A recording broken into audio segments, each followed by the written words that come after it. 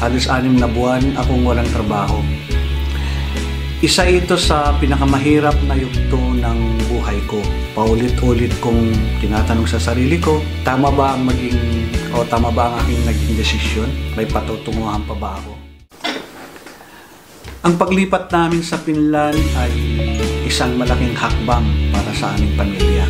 Mahigit 10 taon na akong nagtatrabaho sa larangan ng human resources at administration. May maayos akong karir at proud ako sa aking mga narating. Pero pagdating sa Finland, nagbago ang lahat.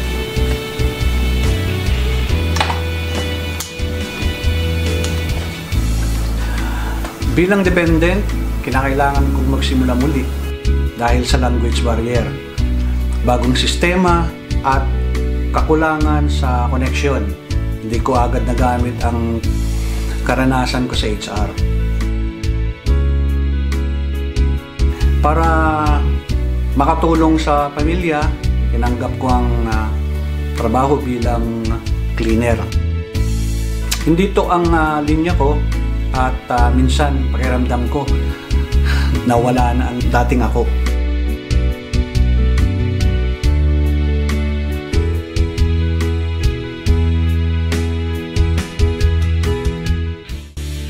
Pero araw-araw akong pumapasok, nagtatrabaho, ng maayos at tinatanggap ko ang hamon ng bagong simula. Paglipas ng 2 taon, kinakailangan kong mag-resign. Nakakuha kasi ng full-time job ang aking asawa. Pero 4 na oras ang layo mula sa pinagtatrabahuhan ko. Kaya lumipat kami ng tirahan.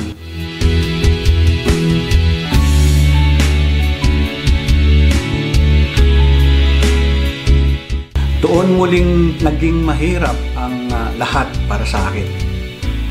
Halos 6 na buwan, yes?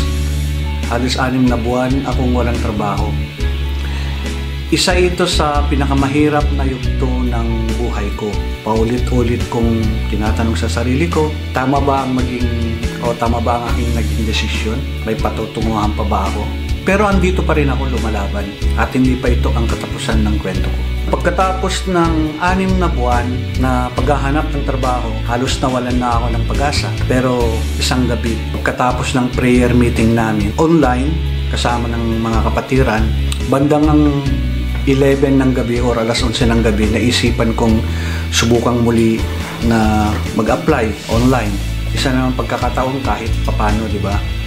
Baka sakaling may tumugon. At sa biyaya ng Diyos, hindi ko inaasahan ang sumunod na nangyari.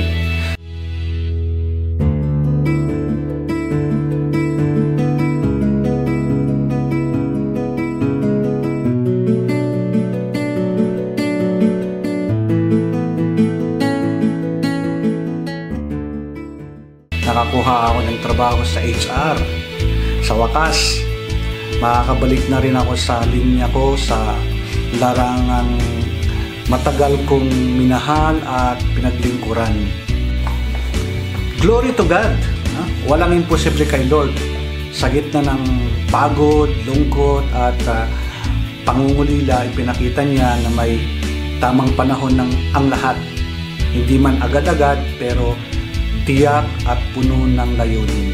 Ano bang natutunan ko sa aking paglalakbay dito sa Finland bilang isang dependent? Sa lahat ng pinagdaanan ko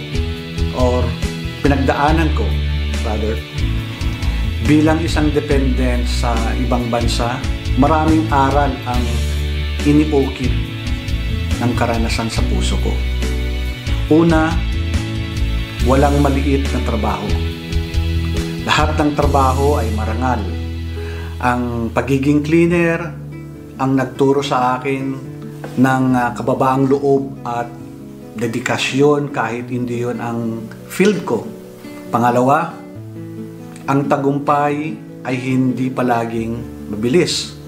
Minsan kailangan muna nating dumaan sa madilim at mahirap na bahagi ng buhay bago natin marating ang liwanag at ang tagumpay na mas matamis kapag pinaghirapan. Pangatlo, hindi tayo pababayaan ng Diyos. panahon parang wala ng pag-asa. Doon dumarating ang biyaya. Ang panalangin at pananampalataya ang naging sandigan namin. Walang imposible kay Lord. Ang pang-apat, ang pagsuporta sa isa't isa sa pamilya ay mahalaga. Bakit? Bawat desisyon namin ay laging para sa ikakabuti ng isa't isa. Sa mga sakripisyo, mas tumitibay ang samahan namin mag-asawa.